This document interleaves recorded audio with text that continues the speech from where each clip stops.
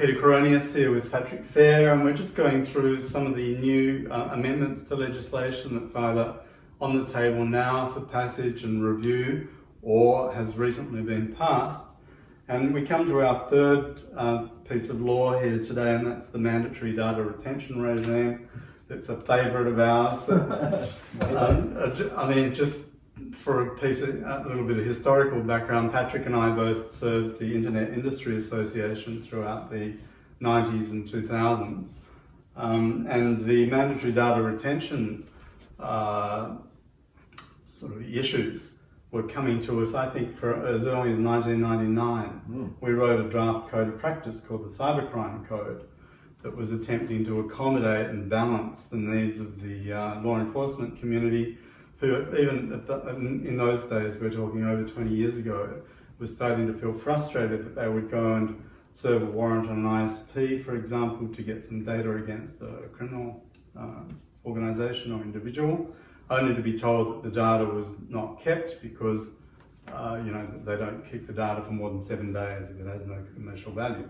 And so they approached the industry and said, would we be prepared to write a code of practice that we could mandate some stipulated periods there that different types of data could be held for different periods of time.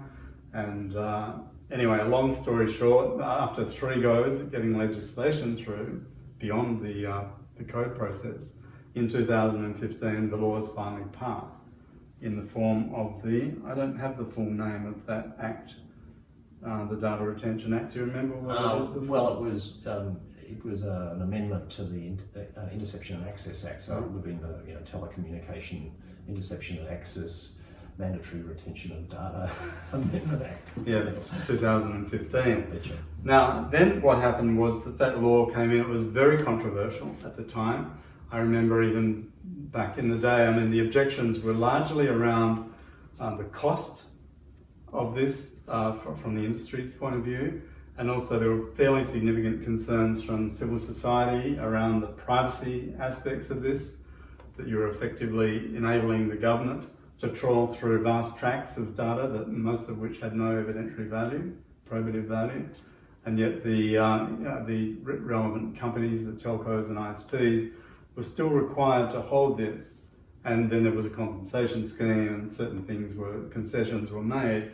But that law has now been in force for 5 years or more, since it was enacted in 2015.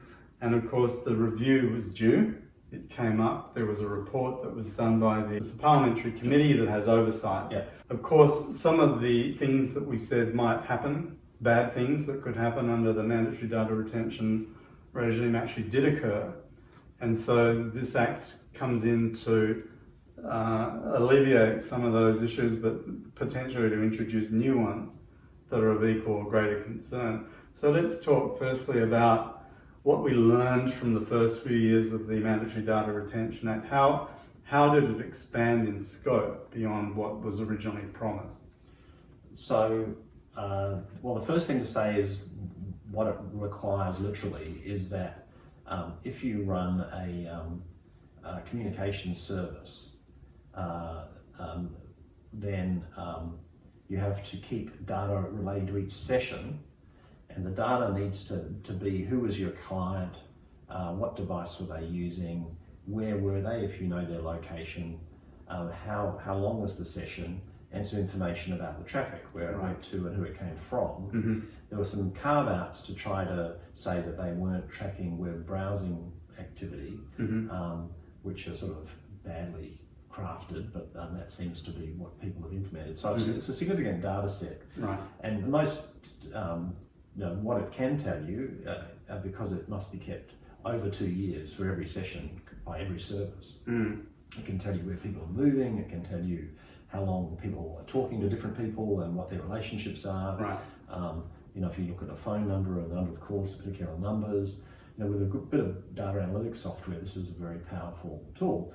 Now, can I just stop you there and just to clarify one thing for people that aren't aware, This whole regime exempts content of communications. It's about the data. It's just about that data. It's the set. transactional data. So as you said, the ISPs and carriers would keep some information that they needed for their systems and for their billing. Right. But once they had been paid or it wasn't needed anymore, it wouldn't be kept. And so law enforcement wanted to get a full set every time. And the most controversial thing about the legislation was that the government took the view that this metadata is not as significant as content, and therefore you don't need a warrant to get it. And essentially, an agency can simply request it. It can't request it except in writing, and that's an audit requirement, so that there is there is some record of what they've asked for and who they've asked it from, and that's then can be looked at and reviewed. The data can be offered to them for free, and they don't have to. If that's the case, then there doesn't have to be a record. But if they ask for it, it's got to be in writing, and that's the only requirement.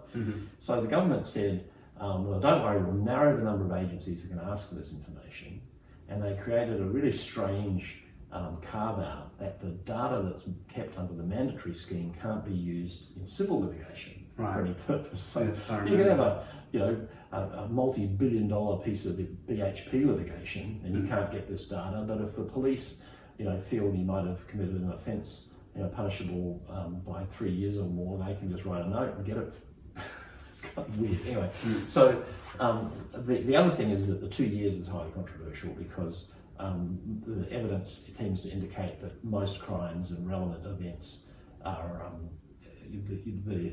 the information needed is about 3 months, maybe possibly 6 after the event, and so the 2 years is really going a long way. Overkill, So those were the controversial matters. It ran, and the first thing that happened was that the various government agencies that have regulatory powers to seek information for their own purposes just said, oh look, there's all that metadata there, and they got it. So not only were carriers and carriage service providers getting requests from the federally regulated agencies who would ask under the Telco Act, and they would then be paid for the service of providing the data.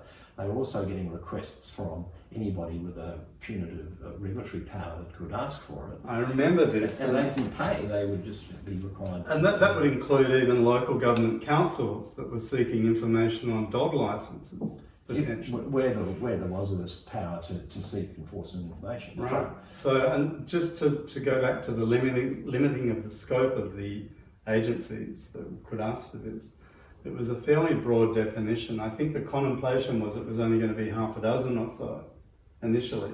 How many did it end up being? Was it a couple of hundred in the end? I think there was a count done by the Communications Alliance that came up with 87. Yeah. So a vastly expanded range of organisations that these carriers and carriage service providers had to report to. Yeah, and the information is being used for those purposes. Right. I mean, the idea that the metadata is less privacy significant and less intrusive than content is just wrong. Ludicrous. The reason it's much more powerful because it's factual. It actually says, you were here, you did make that call, this is who you were speaking to, this is what you did, and it can show a whole lifestyle. Whereas if you tap somebody's phone conversation, maybe they'll mention, what they were doing or somehow incriminate themselves, but it's a bit of a pot shot. It's nothing like being able to see whether they were at the scene of the crime at the moment. And of course you need the inconvenience of getting an interception warrant in the form of getting the content. Exactly. Whereas this is much more convenient because you can just write a note and say we need this. So it's been. I think there's a statutory report done annually on the Interception and Access Act, and it indicates that something like 400,000 of these requests were fulfilled in the financial year 2019 to 2020. So, and the number it's been up around that level for a couple of years. So it's a very large number compared to interception warrants, which are more like a 10-20,000 number. And so let's turn to the amendments now that are proposed here. In fact, recommendations have been made, haven't they? in respect of a review, and there were 4 that you had highlighted in your summary. That one was that the government clarify the meaning of the distinction between metadata and the content or substance of the communication. Have we covered that, or is there more to say about the lack of clarity around what metadata actually means? Well, the metadata is listed. Mm. And I think there have been cases where information has been provided which could be argued as content, Mm-hmm. because it relates to aspects of the device and communications. And there's just a real concern that in a digital environment where sort of tracking information and attribute information looks like metadata, it can actually be the subject of a signal that goes from A to B, and and the definition of a communication under the Act includes data and any kind of a signal. Mm-hmm. So what's included, what's not included, when is it data and when is it content, and that needs to be really clarified, particularly because of that line that says, well, one requires a warrant from a judge and the other is just a request from an agency. So the fact that there's a recommendation there implies that there must have been some challenges to the nature of the requests. That's right. That they were saying, no, this isn't metadata, this is content, and this is why. And I suppose they're wanting to get a better guidance on that. The second recommendation is an interesting one, where they seem to be wanting to carve out IoT devices from the requirement that metadata be stored. Well, as I said in the intro, that it covers every session, in communication session, and it doesn't sort of rule out, it doesn't require that there be a human at either end. Mm-hmm. And there's a kind of ambiguity, which exists in the Interception and Access Act about when the Act was written at a time when you intercepted something, you were listening in on someone's phone call. Mm-hmm. And it sort of, they've broadened the language so it can cover really, plugging into any communication, which might be an email or it might be some sort of data communication. And therefore, it becomes pretty grey when what you've got is a communication and when it's data. And accordingly, all these IoT devices are captured, and they should be keeping the session data on the temperature gauge, saying that don't turn the sprinklers on, it's too hot. That's true. I mean, I remember seeing estimates a couple of years ago that said by 2020 there would be 20 billion IoT devices in the world. I think or maybe it was 50 billion, but whatever it is, I mean, that's only going to continue to grow. And I think our friend David Spence, that has a business providing bandwidth to connect all these devices, would agree that, I mean, these things are going to be ubiquitous. They're all collecting data, they're all transmitting data. And they're quite different from a communications network that's allowing people to call on a mobile phone. Right. It has quite a different implications from a national security point of view. Absolutely. I mean, we're talking machine-to-machine communications, essentially. So it'd have to be a pretty clever criminal to sort of, transfer your conduct into a machine and have that communicate with another machine just simply to evade this provision. That's true, but then there are also IoT systems that do some sort of paging communication, and there are other forms of remote surveillance, perhaps, through, remember that scam they exposed last year where there was an Indian call centre that was defrauding people. They were using telephone fraud to defraud people, and someone hacked into their camera. Now, I guess this isn't really relevant but I was just thinking in terms of the interface between an IoT device and criminal activity, that the hacker had actually got control of the IoT device in the form of a camera and actually published it on the internet and had given sufficient evidence to the police that they went and busted the whole operation and imprisoned them. So I guess there are conceivable situations where an IoT device could potentially be used as evidence in a criminal investigation. Although I suppose in that case he was really they were relying on the content, which was the images. Yeah, all the signals that turned that device on and off, Right. or told you whether or not what the settings were on its exposure and stuff. Right. But still interesting to sort of think through where these things might lead. Let's look quickly at the third recommendation. That's an amendment to prevent organisations other than enforcement agencies from using statutory powers under the legislation, including state legislation, from obtaining access to retained data. So here we're talking about the proliferation of non-law and strict law enforcement agencies to jump in the queue for this. That's right. So in the law enforcement agency group, the federal government recognises some state agencies, including some state police forces. So the sorts of, you mentioned councils. There have been other stories of third tier government agencies being able to get access using some power they have to get documents and evidence. So that's going to be excluded. It's going to be a little bit like the can't use it in civil litigation exclusion. Right. So we'd be happy with that amendment then, just in terms of removing this open slather kind of environment that we had actually warned against. Yeah. Remember, and they ignored it then, but now they've come back and they're revisiting that. So that's probably a good. I mean, it's interesting though. It seems like there hasn't been a huge outrage about governments being able to get this information on a notice rather than on a warrant.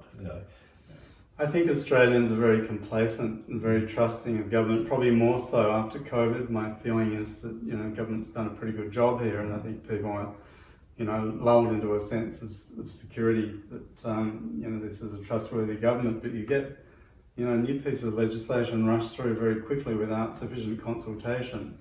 It seems that there are maybe some forces in government that are seeking to take advantage of our trust in a way that's not optimal, socially optimal. Well, it is interesting, isn't it, that in response to COVID, the states and the federal government each had powers in the Health Act, and which basically could call a health emergency. Right. And on making a declaration that there's a health emergency, the minister suddenly has regulatory power to do everything. And we've been seeing a flow of regulatory controls issued by the minister using those sort of powers.